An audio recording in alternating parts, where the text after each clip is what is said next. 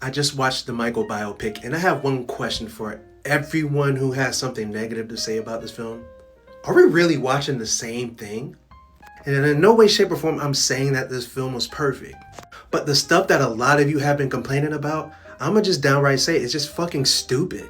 So before I even get into what I really loved about this film, I'm going to address the negative things people have been saying about this film and just call out their bullshit. So the first complaint is people say that there's not enough story, and that if you are a big Michael Jackson fan, you didn't learn anything new. And that second part is true, but that's the difficulty of making a biopic, especially in this day and age when we have access to all the media and all the information that we need to learn about any celebrity. So it's really hard to dig deep into certain stories, especially legally. But to say this film has no story is a big load of baloney. There was one part of the film that was like 15 minutes of just plot and acting and no performance. So to say that there's no story is pretty asinine. I've seen so many complaints about, oh, they don't talk about his surgery enough, or they didn't really dig deep into the vitiligo situation. And that's why I asked, did we watch the same movie? Because once again, this film does a great job of showing and not telling, which doesn't really bode well in this generation of people who most likely watch films while looking at their telephones. Because if you really paid attention, within so many micro moments, you saw how Michael felt about himself. You saw the vitiligo progressing throughout the film. They would show that in quick glimpses, whether you would see his hand flashing before his face or before the crowd, or you would see it as he's putting on his glove. His skin condition was implied throughout the entire film. What do you guys want? For him to say, I have vitiligo. Hey guys, look, I have vitiligo. Y'all want him to say that every 10 minutes of the film? No, that's not storytelling. The same thing with his surgeries. We would see his nose changing throughout the film. Do they have to talk about his nose changing all the time? No, you just see it. It happens. It shows you how he felt about himself without having to tell you. Once again, are we watching the same movie? And for all the people that say, oh, this film is just safe. It was just so safe. They didn't talk about anything real. Within the first 5 minutes, we see Michael getting a beating. And then a couple of scenes later, we see him grabbing a belt for his father to beat him with. And once again, what do y'all expect? Y'all expect Joe Jackson to just be beating up his kids every scene? Wouldn't that be a little overdone? Like, what do y'all want? How is a film that is accurately depicting the abuse that Michael suffered, not even just as a child, but as an adult? How is that safe? Because even as an adult, you can see that this man, Michael, was so afraid of his dad as a grown man. To me, that is one of the most brilliant forms of showing and not telling. Because in some of the biggest moments of Michael's life, when he wanted to branch out, he couldn't even face his own father and say, I want to go solo. It was like he had to do it through third parties or via fax. And to me, as a writer, that shows that he was ready to branch out, but he was never really ready to directly talk to his father about these things. And I'm gonna address this too. I've also seen a lot of complaints about Joe was just so watered down.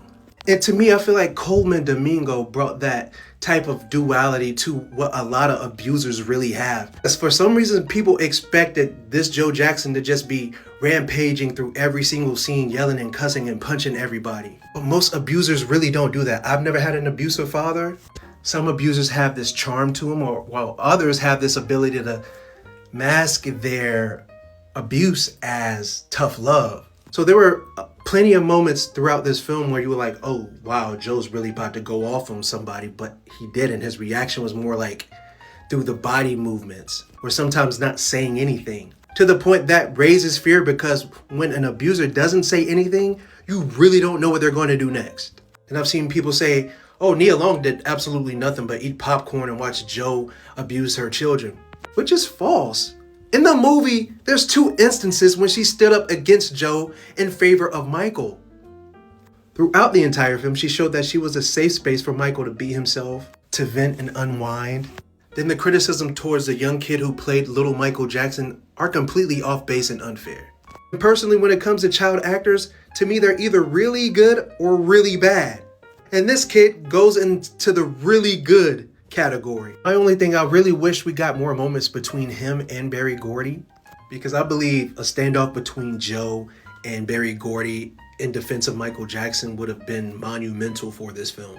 The only fair critique that I agree with a lot of people is that the pacing is kind of jarring sometimes, because when we go from the Jackson 5 era all the way into his solo era, it's like, whoa, because you feel like the Jackson 5 era was kind of like a microcosm of his life, which it wasn't. I really wish they could have done a lot more with the Quincy Jones dynamic, because this character kind of felt like a footnote in Michael's career when he was a pivotal part of Michael's success.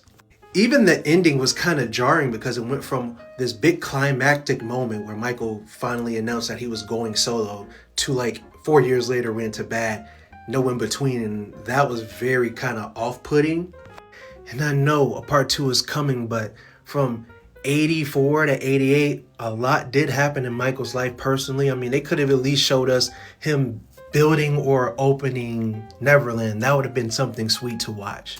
I feel like since they brushed through the Jackson 5 era, they could have easily just done away with that. And we could have gotten some glimpses of Michael's childhood through flashbacks. The film really could have started at the Off the Wall era, so we could really get a deep dive into his creative process, how he felt about himself. And they could have really focused on a real strong story from that point. Even the Thriller album, they kind of rushed through that era as if it wasn't the biggest album of all time. Kind of went from Michael manifesting this album, then all of a sudden everyone's telling us this is the biggest album of all time. Another part I really have a problem with is the MTV saga, where we didn't even really see a real struggle or a battle between Michael and MTV not playing his music videos. It was just like one phone call, play Michael's music video, and it was it. Like, it was never that simple in real life. And then there's another part where there's some inaccuracies where, especially in the Jackson 5 part where they performed Never Can Say Goodbye before they got signed. But stuff like that really doesn't bother me when I know there's a lot of legal issues behind biopics and certain things can't be talked about or performed. And I get that. So the things that were inaccurate about this film were things that didn't really bother me. And back to Joe Jackson and his portrayal, I really do love the fact that they didn't go all out with making him a monster. There were parts during this film they could have easily done that. During that part, it gave me chills because I'm wondering, okay, what is he really thinking? Especially the part when Michael comes home from getting plastic surgery for the very first time. He looks at Joe, or Joe looks at him, takes off his shades, and just looks at him. And you don't know if he really feels sorry. You don't know if he wants to laugh at him or just say something mean or nasty to him. He kind of just gives him that, just walks off. That was some of the finest acting I've seen throughout this film. And there's great performances throughout this entire movie. Okay, one more thing I do also want to talk about is how so many people have complained that there's no Janet in the movie. After watching the movie, why the fuck do we need a Janet in the Michael biopic? Like, why do we need it? She would have been a little ass girl doing nothing.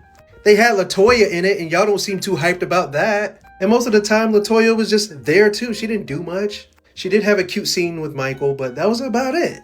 Overall, I give this film an 8.5 out of 10, only because of the pacing issues. The makeup department did their thing. The stage, the set designs, the acting, all of that was perfect. And at certain parts, the script was a little bit too on the nose. And at certain points, they were turning it into a Michael Jackson glaze fest. But at the end of the day, that's real life. The entire world glazed Michael Jackson at one point. So that's realistic. Do y'all not want realism or not? I don't know. So why are y'all complaining about the movie glazing Michael Jackson when the entire world did it in real time, in real life? I cried at least 3 times. The movie had just enough humor. Oh my God, that human nature part just had me, bro. Like, I'm not even gonna lie. Oh, and on another note, I'm tired of y'all comparing this film to the Jackson's American Dream. 2 completely different things, 2 completely different stories. This movie is about Michael. The other one is about the entire family. 2, the series that y'all keep glazing has a lot of inaccuracies as well. For example, the Pepsi commercial debacle. The way this film handled that was way more accurate than the Bio series. And yes, I'm gonna go ahead and say this. Although Wiley Draper did a really good job at playing Michael, even when I was younger, I felt like his mannerisms weren't on par to the real Michaels. This guy, Javar Jackson, did it all. He was him. Performance, personality, mannerisms, he had it all. He was him.